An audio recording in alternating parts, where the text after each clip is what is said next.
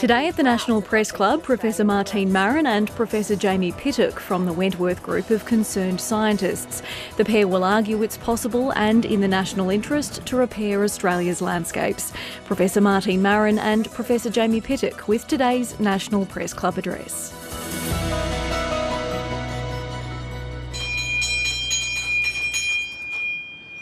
Hello and welcome to the National Press Club of Australia for today's Westpac address. We are meeting on the Ngunnawal and the Ngambri country in Canberra. I'm Tom Connell, a club director and also political host and chief election analyst at Sky News. Today's guests, Professor Martine Maron and Professor Jamie Pittock, are launching a report by the Wentworth group of concerned scientists. It's entitled A Blueprint to Repair Australia's Landscapes. Now, Martine Maron is Professor of Environmental Management at the University of Queensland. Jamie Pittock is Professor at the Fenner School of Environment and Society at the Australian National University.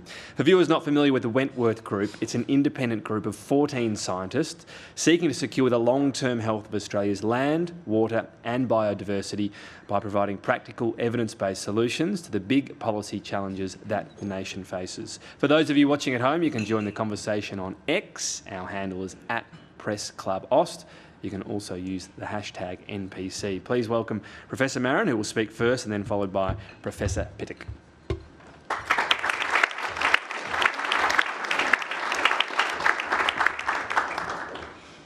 Thank you, Tom. Good afternoon, everybody. Thank you so much for coming along. I'd like to start by acknowledging the Indigenous nations of Australia and their elders, past and present, and the Indigenous people who are joining us here today at this event. Of course, Australia's environment was managed sustainably by Indigenous Australians for millennia, and as scientists we recognise that Indigenous knowledge is absolutely essential to this mission to repair Australia's landscapes that I'm going to be talking about today. So if I were to ask you what it is about Australia that you think really captures your heart, what is it that makes Australia special? What are the images that come to your mind? For me, I think about the fact that even in some of our big cities, you can still be surrounded by this incredible diversity of birds, colourful cockatoos, incredible bird song, and in some places you can even still see koalas right in the city if you're lucky. And when we go for an escape somewhere, where do we go? Do we go camping in the bush or hang out with family at the beach, boating on the Murray, or bushwalking, hiking in the mountains or the rainforest? We have access to all of these special places as Australians. And I think, we're so lucky to have this opportunity to be immersed in totally unique ancient ecosystems, often not far from where we live. I think we all treasure Australia's iconic natural landscapes and the incredible species that depend on them, most of which, by the way, are found nowhere else on the planet. We are their sole custodians. But we're losing these things that we value, bit by bit, because Australia isn't just a biodiversity hotspot. We're also a world leader in extinction, in habitat destruction, and in environmental degradation. But we don't have to be. We can't bring back those species that we've already lost forever, but we can recover those that are at risk. We can repair our landscapes. We can return our rivers and coasts to health and safeguard the productivity of our soils. In fact, we must do these things and we can afford to do them. And that's why we're here today, to talk about nature and to launch the Wentworth Group's Blueprint to Repair Australia's Landscapes. Thank you, Tom, for the introduction about the Wentworth Group. The group doesn't accept any funding from government, so all of the funding comes from philanthropic sources, and you can find a list of the supporters and the funders of our blueprint on the website. We thank them for their very generous support. I feel a very great weight of responsibility here today because this blueprint that I'm speaking about is really the work of over 60 expert contributors, scientists, economists, land managers, people who've dedicated their careers to this challenge of improving environmental management, and we're really grateful to all of them for the work that they've contributed. So it's taken us 6 years, but today we're able to lay out a 30-year investment program to reverse Australia's environmental decline. So as a group of independent environmental scientists, the advice that the Wentworth Group gives is always frank and fearless, and sometimes it's unwelcome. But we think that this blueprint is a really positive vision for everyone. The blueprint leans into the valuable contributions that so many people around Australia already make to environmental protection, showing where these efforts can be, in fact must be, resourced better and dramatically scaled up. From Indigenous custodians and farmers, land care groups, catchment management organisations and local and state governments, this blueprint shows how everyone can play an important part in returning our nation's environment to good health. But it is also a call for genuine leadership, for governments of all stripes to uphold their responsibilities to Australians to properly protect and restore our environment. Our environment has been treated as an afterthought for too long, and today we call for change. The evidence clearly shows that it's long overdue. Maybe we often take it for granted a little bit, but Australian nature is the foundation of our health. Exposure to biodiversity has myriad personal benefits, including boosting physical and mental health and even cognitive development in children. Nature filters and cleans the water that we drink, the air we breathe, and it allows us to grow the food that we eat through healthy soil and pollination services. And it's also essential to our economic health and prosperity. Half of Australia's economy is moderately to strongly dependent on nature. In just one example, think of tourism. Australia's amazing, spectacular, iconic landscapes and wildlife are the things that bring people to this country to see kangaroos and koalas. And when they do, they leave behind tens of billions of dollars a year. And I think, though, that many Australians don't realise that all of this is genuinely under threat. I mean, we could be forgiven for thinking that our environment's probably pretty okay. I mean, we're a wealthy, smart nation. We've got modern environmental protections, don't we? But the truth is, unfortunately, very different from this. Every Commonwealth State of the Environment report since 1996 has shown that Australia's environment is in poor and declining condition. We have the highest rate of mammal extinctions of anywhere in the world. And we recently ranked second in the world for overall biodiversity loss. And the tragedy is that it's actually getting rapidly worse, not better. So you're all familiar with the ASX. We also have an index that tracks how our threatened species are going. It's called the TSX, the Threatened Species Index. And it shows that populations of our threatened species, the species that we care the most about, that we're most worried about losing forever, those species populations have declined by 60% by 2000. So our track record is not good, and the problem is we're adding more and more species to that threatened species list all the time. Just last year, 144 more native species were added to our national threatened species list.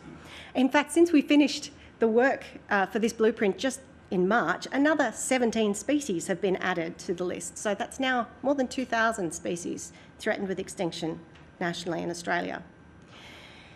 And when it comes to deforestation, Australia is unfortunately also in a class of its own. Almost half of our forests and woodlands have been cleared, and some of our ecosystems have almost completely disappeared.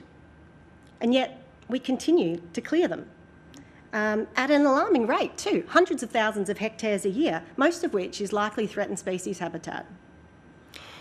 All of this is even more frustrating when we know that many Australians are working, often as volunteers, in their own time, to try to reverse environmental damage every single day. And many of those efforts are working. But the damage that we're doing so far is far outstripping these efforts. So it's really heartbreaking. I think the task of turning this around can feel overwhelming. I know I feel that way a lot. But that's why this blueprint that we're launching today is so important, because a task like this has to be broken down into achievable chunks. We need a costed step-by-step recipe. And now we have one. It shows that it's not an endless task, and Australia can afford to repair our landscapes. Of course, the full complexity of Australia's environmental challenges can't be captured in just one single document, but this blueprint is about the most comprehensive effort to do so we've seen so far, and it sets us on the right track. So it focuses on 5 of Australia's major landscape asset groups: soil, native vegetation, threatened species, freshwater and coasts. And it recommends a set of 24 repair actions that we know will work. So what's different about this blueprint is three things. So first, it estimates the cost of just what's required to fix our environment. And it shows it's affordable. The cost is less than 0.3% of our GDP.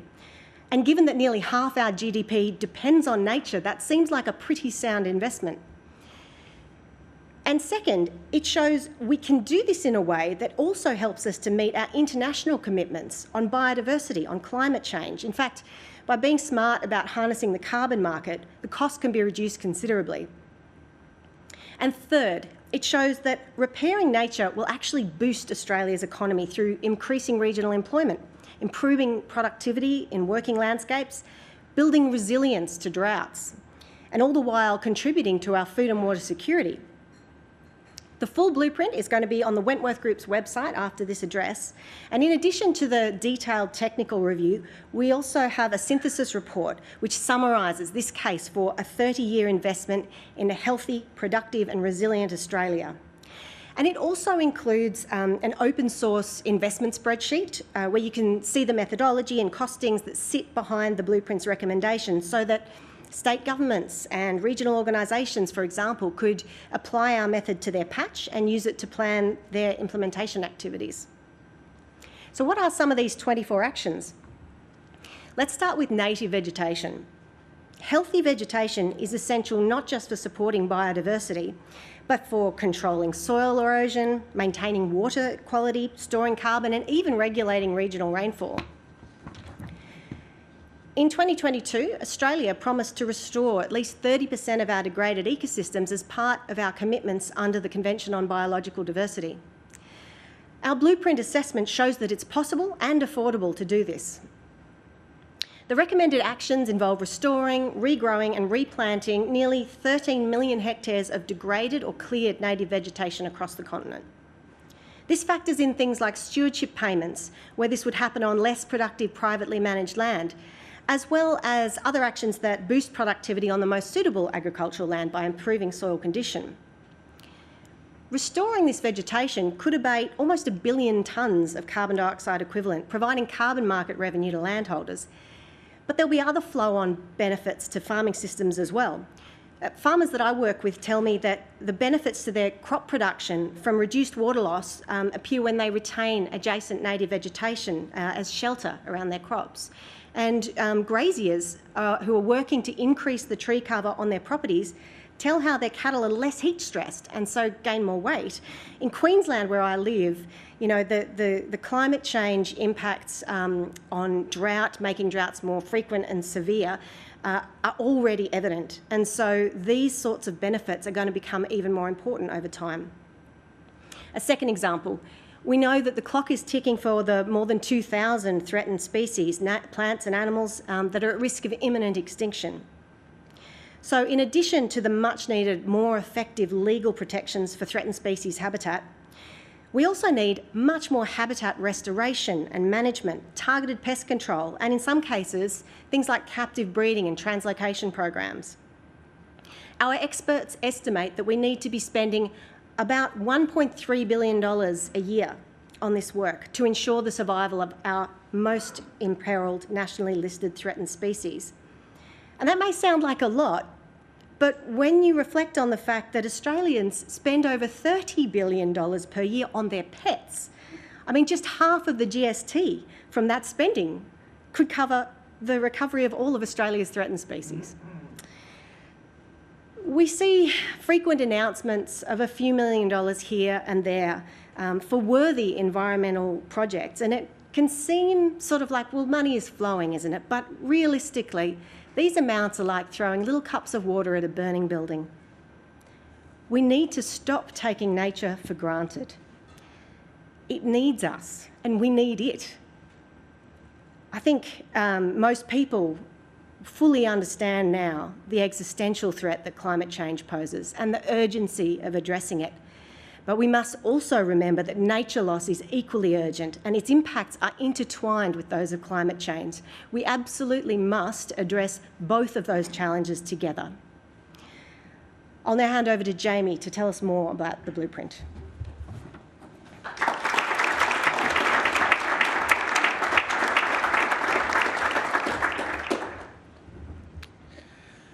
Thanks, Martine. Some of you may know that my passion is water, and rivers, lakes and estuaries are the lifeblood of our communities. Yet a third to half of our nation's rivers and a third of our estuaries are in real trouble from the impacts of excessive water extraction, from infrastructure development, from erosion and other pollution. Earlier this year I dined at the Bathurst RSL, and taking pride of place there is a stuffed 4.6 kilogram yellow belly fish trophy on the wall. That stuffed fish and every other stuffed fish on the walls of pubs around Australia are emblematic of what we aim to achieve. Rivers so healthy that they're heaving once more with trophy-sized native fish in the midst of thriving regional communities. In the blueprint, we make many recommendations to restore our rivers. As an example, we recommend providing incentives for landholders to retire strips of farmland and restore the banks of waterways. This is one of the more costly of the 24 actions in the blueprint, amounting to nearly a third of the investment needed to repair our environment. But repairing the banks of waterways generates massive benefits. Since building off-river livestock watering points and providing shelter with riverside forests increases agricultural production. Fencing stock out and replanting the banks of waterways sequesters carbon, reduces erosion and restores habitat for flora and fauna. Riverbank forests greatly reduce pollution inflows and increase the quality of the water in our rivers and streams. This will increase freshwater and coastal fish stocks and generate a multitude of jobs across regional Australia, including from supplying materials, building stock watering points and fences, and growing and planting trees. Among the activities proposed in the blueprint that are particularly important for our farming and fishing communities are improving the physical and chemical condition and productivity of our agricultural soils. Half of our prime farmland suffers from soil structural decline and acidity. There's market failure and we need to address it. We can rejuvenate coastal marshes and degraded seagrass communities and shellfish reefs to increase fish stocks. Across the landscape, we are arguing for preserving and improving the best agricultural lands for growing food and fibre, restoring high-value native vegetation where it already exists, and restoring habitats on less productive land. We also need to restore areas in the landscape where each action can achieve multiple benefits, such as replanting forests on riverbanks. These interventions will help us to grow more food with our finite land and water resources in this, the driest continent on Earth. Our blueprint illustrates how environmental repair can contribute towards Australian agriculture's plan for a $100 billion agricultural industry by 2030. The blueprint shows that we know what we need to do to repair Australia's environment to good health. We are not trying to reinvent the wheel, but rather supercharge the existing efforts and actions of so many Australians. But there are some key recommendations that will need to be implemented for success. Our landscapes are complex. Natural assets like vegetation, waterways, soils and climate are interlinked. If we affect one, there are flow-on effects to the others. This means that the actions and recommendations outlined in this blueprint are interdependent. They need to be undertaken together to ensure positive outcomes that last. The first recommendation is that this blueprint should form the basis of a long-term, nationwide, bipartisan strategy to repair Australia's landscapes. Such a strategy is essential to advance the government's nature-positive agenda and support a thriving agricultural sector. This strategy needs oversight by a national council or similar body to coordinate implementation. Landscape repair must be driven bottom up as well as top down in a nation as culturally and environmentally diverse as Australia. We have a strong history of regional management, including our nation's 54 regional natural resource management bodies. I'm a member of the board of the peak body, NRM Regions Australia, and the natural resource management regional organisations are ready to do our part in this mission of nature repair. Further, Australia has wonderful Indigenous land and sea management organisations.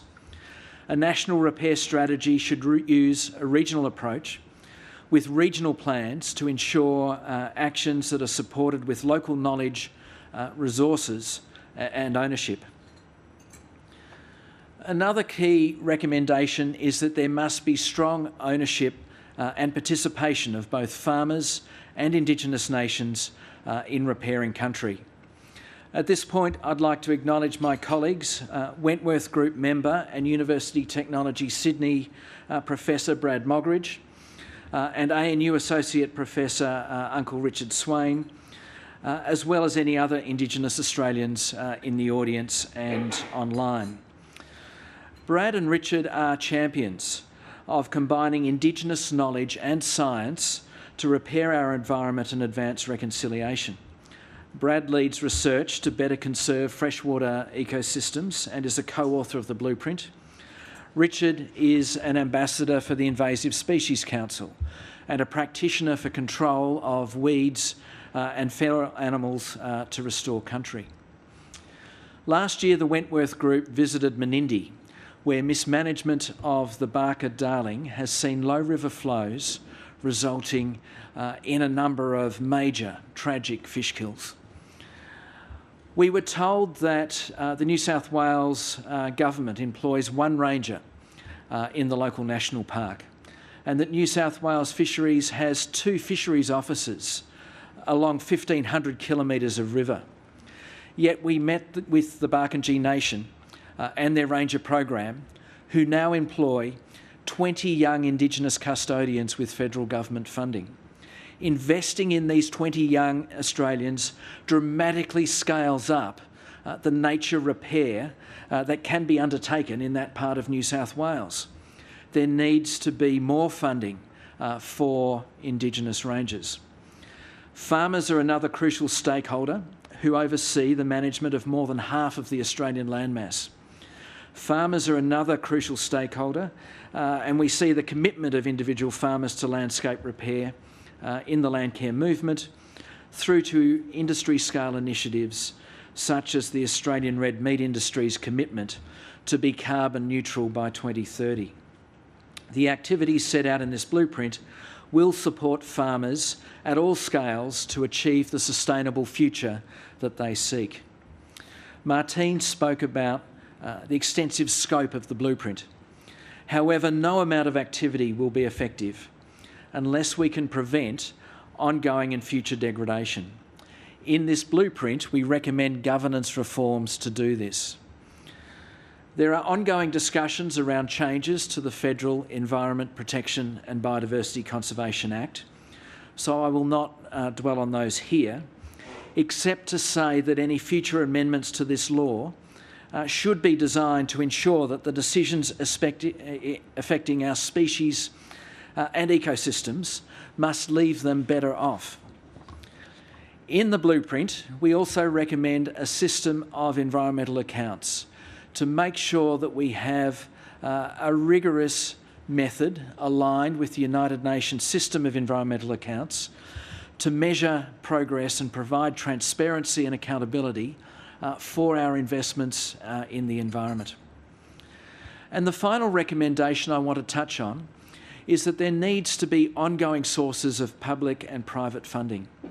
There does need to be an increase in long-term public funding.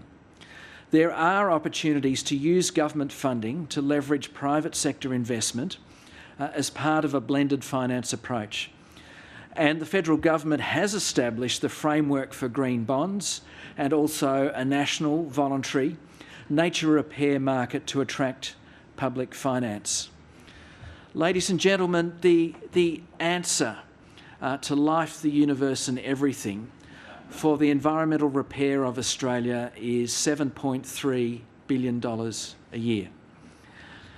In the blueprint, we estimate that we will need this investment of $7.3 billion a year over 30 years. And while it sounds like a big number, it is, as Martine has said, a mere 0.3% of Australia's gross domestic product. It is less than 2/3 of the federal government's reported annual expenditure on fossil fuel subsidies. This is an eminently affordable mission. Further, the sequestration benefits of implementing the actions in our native vegetation chapter alone would help Australia meet 18% of our net emission reduction obligations under the United Nations Paris Climate Agreement. It would provide landholders with up to $34 billion to repair and conserve landscapes. This would reduce the total funding needed for repair to just 0.26% of gross domestic product. To conclude, in this blueprint, we lay out what needs to be done to repair Australia's landscapes to a moderate degree of health, and we set out what it will cost. Global studies estimate that the cost of inaction on the environment equates to degradation worth nearly $500 billion per year. While we can't yet measure the true cost of landscape degradation here in Australia, evidence suggests the cost to people, nature and the economy far outweighs the cost of repair. If we don't take serious action now, then we will have neither a productive economy nor a healthy environment. We know that Australians want a healthy environment. A recent Biodiversity Council poll found that 95% of Australians want the federal government to invest more in nature. By implementing the actions costed in our blueprint, Australians can repair the productive base of all of our agricultural soils, conserve all of our river systems, restore our native ecosystems to a healthy state, stop further extinctions and recover our threatened species, and improve the condition of our estuaries. We can repair our landscapes by dramatically scaling up the existing efforts of Indigenous nations, farmers, natural resource managers, other community groups and governments. Further, we can do this in a way that increases agricultural productivity, boosts jobs and businesses, supports the aspirations of Indigenous nations and makes us more resilient to climate change. The key finding of our blueprint is that Australians do not have to choose. We can afford to have both a healthy environment and a productive economy. Thank you.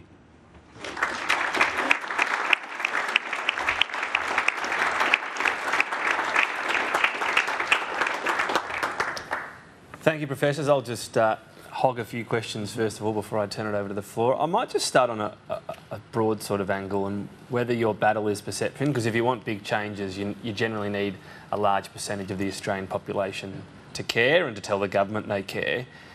Do you find still that the perception is from Australians, you know, what we see is, most of us, really nice national parks, really nice beaches. We go overseas and we go, these beaches aren't great. We look after our environment. That the perception is we're pretty good with the environment? Certainly, many Australians would say we're better off than other countries, but that doesn't mean that we can't be better.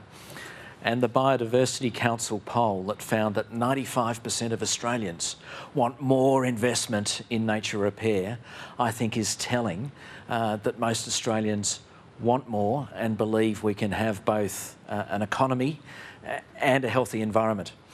I think that the government is beginning to hear this message with the nature positive agenda that the federal government has announced, with initiatives like green bonds, with the nature repair market. What has been lacking has been any sort of target about what the end game is. And so what we do here in this report for the first time is define the total solution. so that everybody involved in repairing our environment can scale up their efforts to the level required to deliver real solutions for our environment. And I guess that means, you know, when the target's being failed, there's so much focus on emissions reduction and so many reports on it. The overall environment, less so. Is that the goal as well? That might go to you on this, Professor Maron, that actually be able to go, well, here's where we're failing. This area, you know, waterways are really lagging, whatever it might be, rather than just could be better. Absolutely, and this is why we also recommend, you know, a comprehensive set of national environmental accounts so that there's nowhere to hide. We can't just say, oh, well, I went to this national park on the weekend, everything looked nice. We'll actually be tracking, just like we track the stock market every night, we'll be able to see regularly how the initiatives of government, of private contributors to conservation, how they are all stacking up against any damage that we're continuing to do. And what's the overall balance? Is it still going backwards? Because as long as it is still going backwards overall, and it is at the moment, we're going to be a long way from those nature-positive ambitions. Professor Pittock, you mentioned farmers, a stat which makes total sense. It still sort of blew me away. They're essentially the custodians for half of the country, so they're a really important constituency for you. How do you convince them this is going to be a net positive or neutral, at least, for them? Is that because they're a group that you need to convince, because otherwise the government can say, oh, the NFF's not happy with this aspect or that aspect. Are you talking to them? How do you assure them? Yes, absolutely. The Wentworth group is talking to the National Farmers Federation and other farming representatives. We here, the agricultural community, really believe and understand that they need to not only have the rhetoric of sustainability but demonstrate the practice. And what we're talking about in this report are providing the resources to help individual farmers and whole industries to achieve the scale of good practice that they already aspire to achieve. So we're not seeing any opposition from the farming community. Indeed, we think the farming community see tremendous benefits in what we're proposing. And in terms of the money, the big dollar amount, I mean, you point out it's not big compared to some things, but it's still a little bit more than a few bucks on the back of the couch. Is there another aspect of this as well? Because, what was it, 18% of emissions reduction would be achieved through this? Does that mean you can say to the government, you know, this is not just a net $7.3 spend? Can you make it a lower sounding number if you throw the 18%? Just trying to help you out here. Look, absolutely. What our blueprint does is take the ad hocery out of environmental programs. $100 million here, $10 million there, sounds good, but does it really do the job? And so what our blueprint does is cost, you know, the total effort required to achieve it. Then to find that $7.3 billion, we're not saying that the federal government has to fund it all. They have to fund more, but then there are these other sources of finance. Yes, carbon credits for sequestration are an important part of that mix. Carbon credits could provide around 15% of the funding needed to deliver this environmental repair agenda. And as the government has already started to do, engaging the private sector through programs like green bonds and the nature repair market, are also important components to share the cost across the public and private sectors. Professor Maron, we're also talking about a pretty significant change to the way we use our land, our natural resources. Would there be some industries that either have to shrink or change? I mean, timber comes to mind, fishing industries. You know, how upfront are you about saying, we can't keep doing this, maybe this industry shrinks a little bit, but this one grows and the net effect's okay, but being upfront around areas that might have to change or shrink? Well, certainly a lot about how we've been doing things will need to change, but that doesn't need necessarily to have a harmful effect on industry. In fact, you know, the blueprint we put forward is very positive in terms of we're talking about getting more people on country, working to repair country. It's creating jobs. So you often hear this sort of false dichotomy put forward that it's about, you know, the environment versus the economy. It's absolutely, utterly not. We absolutely need a healthy environment to support our economy and to support many of the jobs you're talking about, which entirely depend on these healthy ecosystems. So really, this is a blueprint to support many of those industries. I mentioned the statistic before about, about half of our economy moderately to strongly dependent on nature, and some of those industries are exactly the ones that we're talking about. But I think that what does need to change are the more destructive practices that we see: extensive land clearing, climate change that is not being abated fast enough. And a really important caveat on our report is that this is the bill now. If we continue to accumulate more damage and continue to cause more problems with the environment, it's going to only cost more over time the more we wait. What's destructive land clearing? Is that any old growth from here on in? Is that, or is some of that actually still appropriate if you're planting elsewhere? How would you define the destructive land clearing, as you say it? I think that there's always likely to be some sort of a balance where we're going to need to do some activities in places where there'll be some sort of environmental damage. But we're talking here about hundreds of thousands of hectares a year, maybe 100,000 or more of old growth. The thing about old growth habitats, which we've already converted, nearly half of our old growth woodland and forest, is that we can't put them back. Once they're gone, they're gone. So whittling away at irreplaceable nature, that's the biggest problem. And then whittling away at nature that is still contributing and a really important component of ecosystems is something that this blueprint puts forward a practical, positive plan to incentivise to change those sorts of outcomes so that we can retain more native vegetation, particularly in the landscapes where we most need it, where we've cleared too much already. One of the really interesting moments of COVID was some of the big city areas that suddenly had no traffic, nothing. Waterways were pristine. Air quality was amazing. Yes. Then we just went back to the same old. Was that disheartening? People sort of went, oh, we could be doing that, and then went back to the old ways? Or was that just, people aren't going to stop driving their cars because the air was good? Was that sort of, did you reflect on that thinking people don't care, or that governments just weren't going to make major changes to maybe achieve that radical change? I actually had the opposite reaction, that in fact COVID, the lockdown, helped many Australians reconnect with their local environment. Going for their 1 hour walk, observing what plants and animals were in their environment in the local suburb.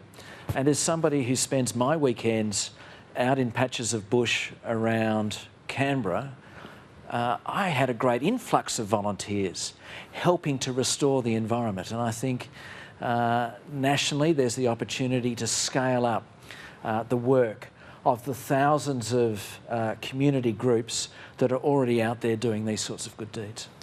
Must admit, I'm one of those people that ticks the little carbon offset because it makes me feel a bit better when I'm getting on a flight or whatever it might be. Am I throwing away my money? Would you like to answer that? Look, having integrity in any market of any kind, including environmental markets, is absolutely critical.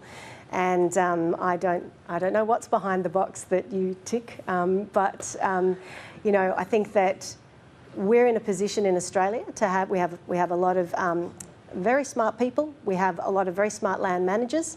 We have ways that we can do carbon sequestration in a way that's high integrity. We can do it well.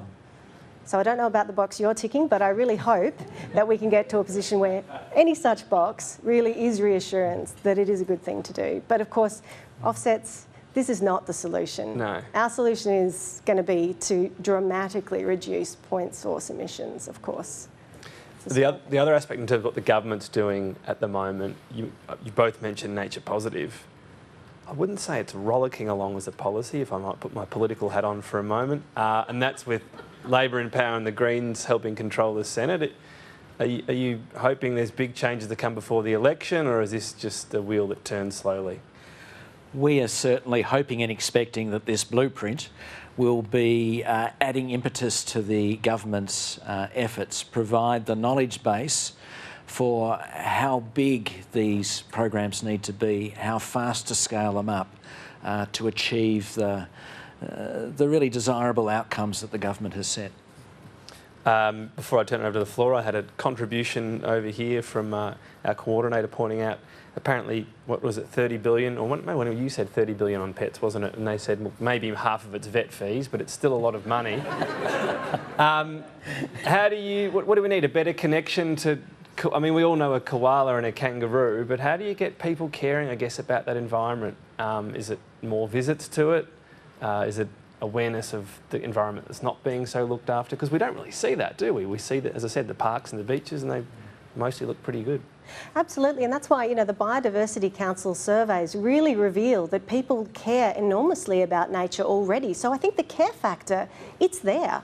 People love nature, and it's not just the koalas and the kangaroos, but I was talking to several people today about the king parrots, the gang cockatoos, the fairy wren in their backyard. You know, we connect with nature all the time. Maybe we don't always think about it in that framing. I do think that the missing piece is connecting that to the neglect of investment into our environment, the understanding that things are going backwards. One of the things that we suffer from as humans is shifting baseline syndrome. And so, you know, I will talk to people. I still remember talking to a farmer when I was working in Western Victoria who used to say, oh, I was studying birds, and I would talk to him about the birds. He said, you know, I used to wait here for the bus and watch the native companions dancing in the field, the brolgas. You know, this was a common sight back then. It's not normal for us now. We've lost, we don't even know what we've lost. So yeah, reconnecting with that and, you know, tracking these things, talking about them is, I think, a really important first step. I must admit we had 4 magpies that no longer come, but I got approval for you because apparently human food's not good for them, so I'm feeling okay about that. Let's get some questions from the floor. Simon Gross from Canberra IQ is first. Simon Gross, Canberra IQ. I recall seeing brolgas dancing in the mist on Woodford Island in the Clarence Valley. Would have been in the 80s. And by the time we left there 12 years ago, it wasn't happening. Anyway, a very important part of what you're proposing is the engagement with the owners of marginal lands. You talked about stewardship payments. You talked about sequestering riparian zones. It reminds me of a CSIRO, speaking of history, a CSIRO proposal back in the 90s. The term was rangelands. And the idea was that people who owned marginal lands, rather than busting to pay the bills when times were good and then having to get subsidies when droughts came, that those landowners would be subsidised, have some kind of fee coming from the government so they could put less stress on their country. Is that the kind of mechanism you propose? Do you have any, in this blueprint, do you actually drill down to the mechanisms for this kind of thing? Simon, that's an excellent question, and that's exactly what we're proposing, that the many landholders who privately manage lands across Australia should be supported for the public good element of the environmental stewardship that they do. This is not something that's radically new. Many of our state governments and some of our non-government organisations have excellent programs already. The Victorian government has a bush tender program that funds some private landholders. The New South Wales Biodiversity Conservation Trust makes annual payments to some land managers of high conservation value public land. And indeed there's other programs like the Queensland Land Restoration Fund. So what we're talking about doing is building on these wonderful programs that at this point are too modest in scale. So you'd copy the mechanisms? What kind of mechanism? We need the full toolkit. Okay. We need a full range of different mechanisms, so landholders who've got different ideas about what they want to engage with can find the program that will support them financially to maintain their land but also provide this service to the public. Yeah, that's absolutely right. It's really a horses for courses thing. You know, I started off working in Victoria. I worked with a lot of farmers there. Now I'm in Queensland. It's a very, very different environment. Different parts of Queensland are different. And so different mechanisms are going to deliver things in the most effective and high integrity and appropriate ways in different situations. Some land managers, very sophisticated, able to engage with quite complex government stewardship programs. Others really need a sort of an entry-level ramping on to this before they can get to that stage. So I think that it is, the answer is complex, but you know, we have a range of models around Australia that we can choose from. Next question from Ben Westacott from Bloomberg. Ben Westcott from Bloomberg, thank you so much for your time today. Really appreciate it. I feel like I've spent $30 billion in the last year on my dog alone. One of the 24 points in your plan is focusing on restoring the Murray-Darling Basin. And now, obviously, the Murray-Darling Basin, you know, as anyone here would know, is a bit of a garbage fire when it comes to the different political and environmental struggles over it. In fact, the government's allocated about $13 billion over the past 16 years or something, and you know, your plan calls for about $2 billion. Doesn't that alone show how difficult this issue is, and how potentially ideas that sound very reasonable and very sensible in the National Press Club might encounter more problems once you actually get to them on the ground in those places? Ben, great question, and you're exactly right. As a nation, I think we should be ashamed of how little value for money we've got from those $13 billion that has been allocated to environmental repair in the Murray-Darling Basin. With the new federal government, they have stepped up efforts to put the current basin plan on track, but more is required. The current basin plan to manage the water in the rivers doesn't directly account for the impacts of climate change.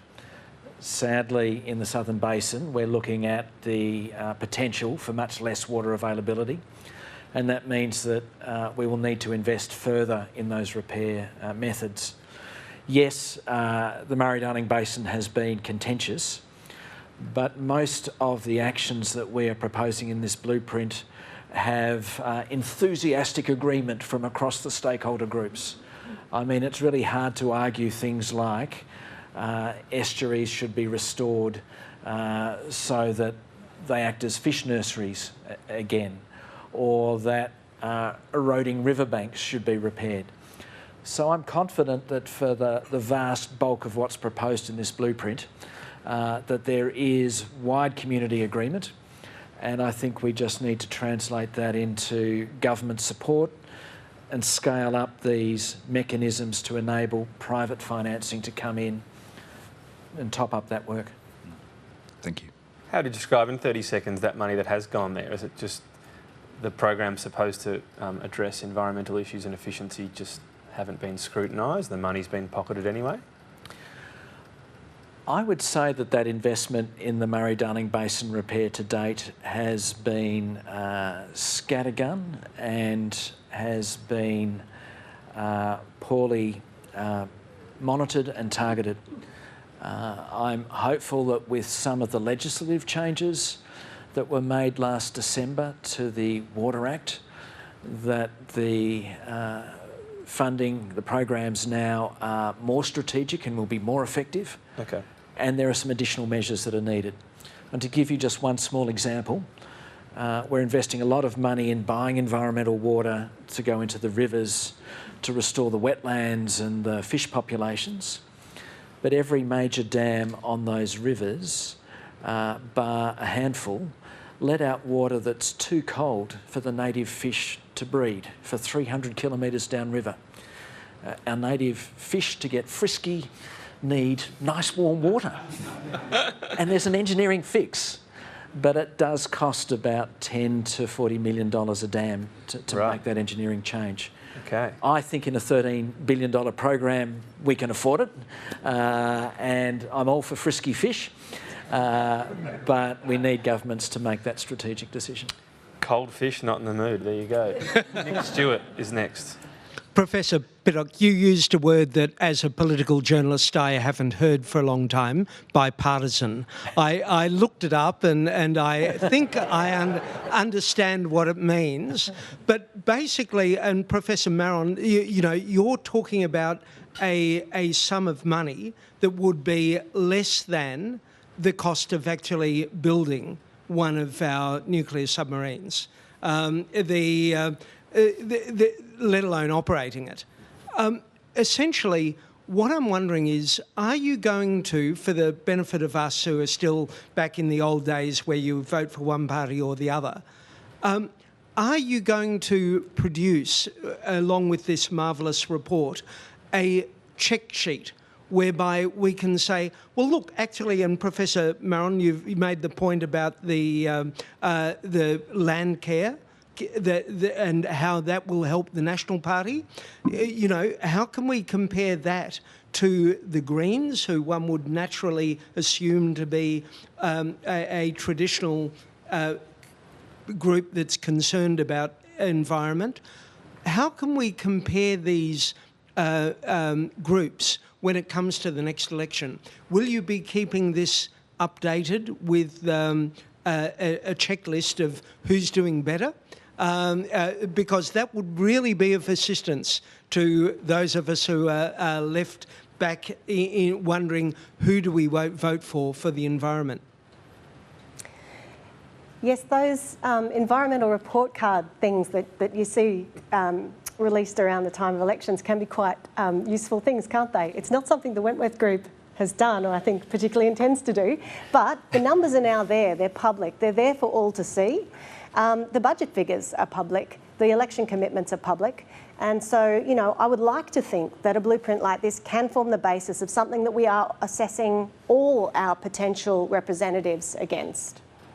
Nick, it's an excellent question. Of course, as a group of scientists, we don't play party politics, but I think that there are members of Parliament of goodwill who are really interested in supporting these measures in all of the mainstream political parties.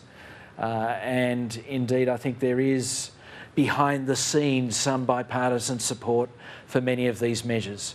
I couldn't imagine, for example, the National Party opposing measures to restore agricultural soils. And indeed, National Party leader David Littleproud, in the lead up to the last election, was proposing legislation that looks remarkably similar to the Nature Repair Act.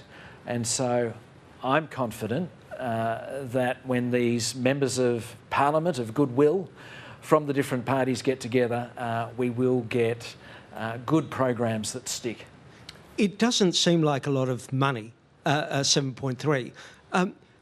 Can you give us any indication of just how easy it would be to, would doing something like that, collapse other programs, government programs?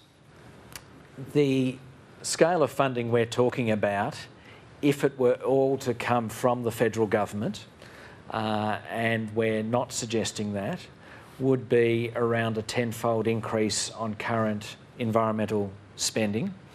But that's coming off an awfully low base.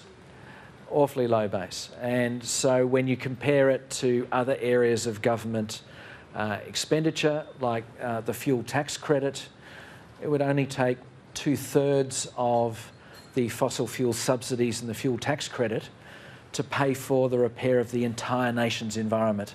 So to my mind, this is a really affordable agenda. So there's how people vote, and I guess they can weigh it up along the measures you've got. What about, most people live in a city. A conscientious person might recycle, use friendly detergents. We used to haul off our soft plastics, but we can't do that anymore. Is there one thing you say, hey, do this if you care about the environment, for someone who lives, in cities around Australia? Either of you? I would say join one of the multitude of community organisations across the country who are actively working on some aspect of the environment, whether it's your local land care group, whether it is your local bird observers club that's tracking the populations of species, whether it's your local cycling organisation that's pushing for active transport, and then communicate your activity to your local members of parliament and ask them to help scale up those good deeds so that all of Australia can benefit. Yeah, I would second that. And I mean, we were talking before about this gap between the care that Australians have for the environment, but the sort of the lack of awareness of some of the lack of profile that this gets as an issue. So give it a bigger profile. Go meet your local MP and tell them that you care, and tell them that you know there's a recipe that they should be pushing for to follow that will repair this damage. All right. Next question from Peter Hobson. Peter Hobson from Reuters. Hi. I wanted to ask for a little bit more detail on what you guys think farmers need to be doing. You've spoken about allowing more regeneration on land, a bit less land clearing, giving riverbanks back to the rivers. What else needs to be done? What are the key things? And would the classic rebuttal from farmers is this will lead to less productive farmland? What's the response to that? Certainly farmers have got a key role to play as managers of half the nation's landmass. Many farmers are already doing a fantastic job joining things like their local land care groups and participating in programs like regenerative agriculture that aims to produce more crops and livestock from the same or a smaller area of land by managing it better. I would say that farmers need whole farm plans so that they sit down and think about how they can intensify production on those areas of their farm that have the best soils that are most agriculturally capable, and do they have opportunities to step back from some of the more marginal country that's not really that profitable to farm and give that back to the environment. Some of those measures are profitable and farmers can and are funding it themselves. There are others where farmers are undertaking additional activity in the public interest, where I think they're justified in receiving public funding and support to take that extra step. And when we're talking about sort of prime wheat land, the most productive farming land, should they be changing their practices in order to somehow sequester more carbon there, be more nature positive there, or should they actually be just pumping the fertiliser in to get the most they can out of that so that more land can be then left kind of fallow? In those agriculturally productive lands and soils that are already cleared, they should be using those to produce the crops that are the backbone of our food supply and many of our export industries. Yes, there are methods for farming more sustainably in terms of things like no-till cropping that 85% of Australian farmers have already adopted, in terms of more targeted fertiliser and farm chemical use. All those sorts of measures help. But for example, late last week I was undertaking field work down around Tarcutta, the southwest slopes of New South Wales. There were valley floor lands there that are being intensively farmed, as they should be, but there are also really steep, rocky hillsides that are totally marginal, that are probably unprofitable to farm, which, if well managed, would be excellent habitat for a number of our threatened bird species.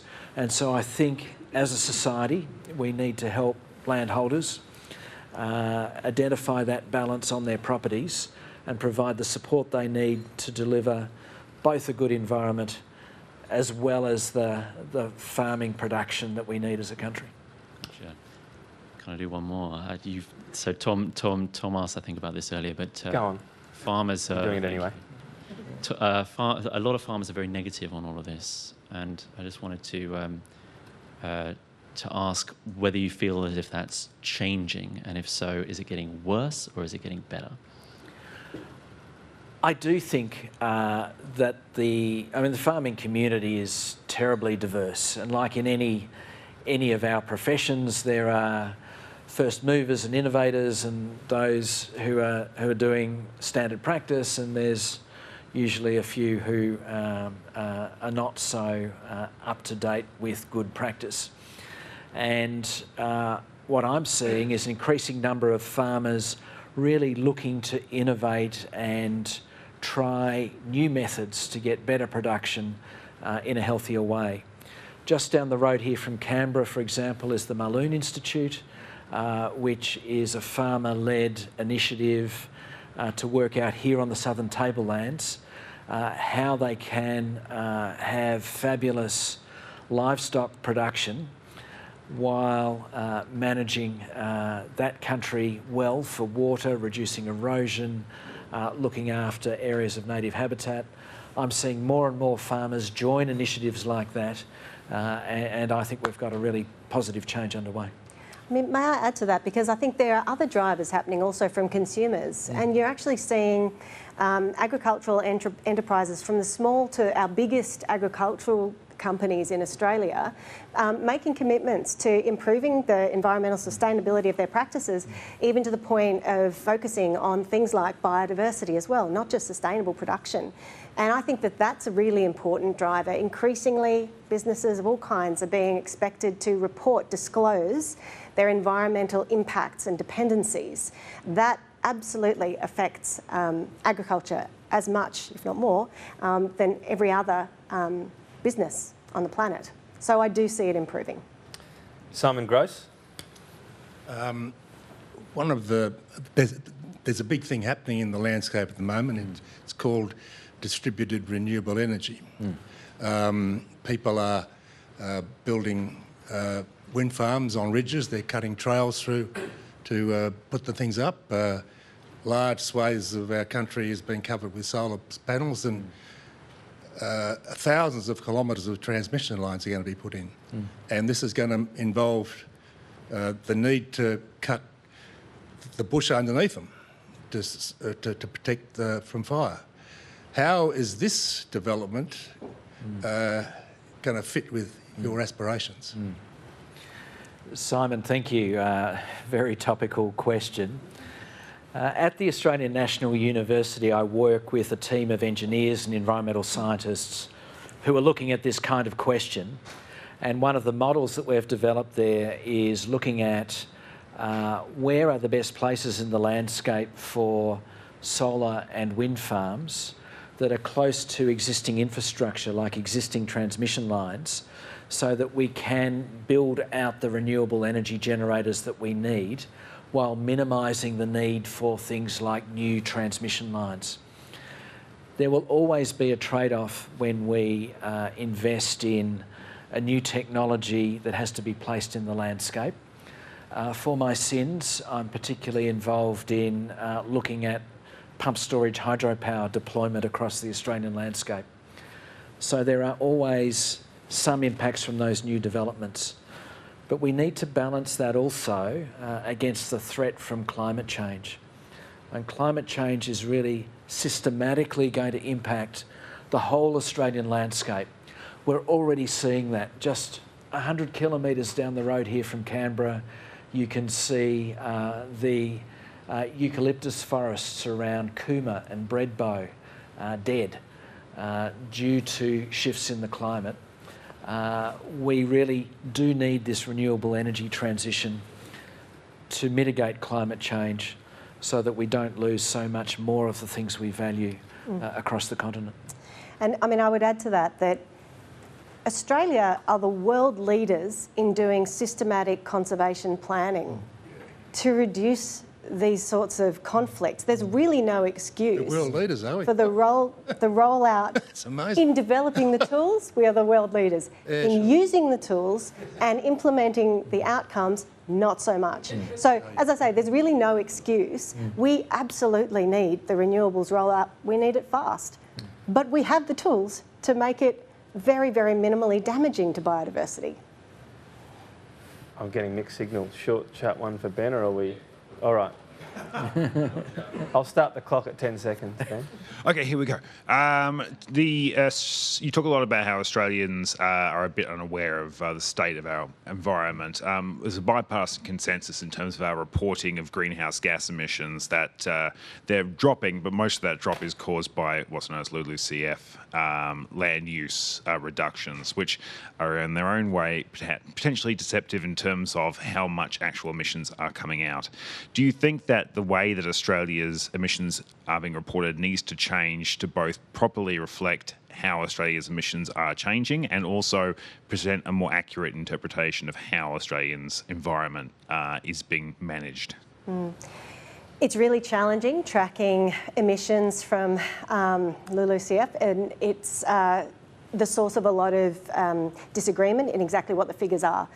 This mismatch really does have to be resolved. We need to know exactly where we are on emissions, and the land use sector we know is so important and influential, and as you say, it's where so much of the movement is. So we've got to nail that down.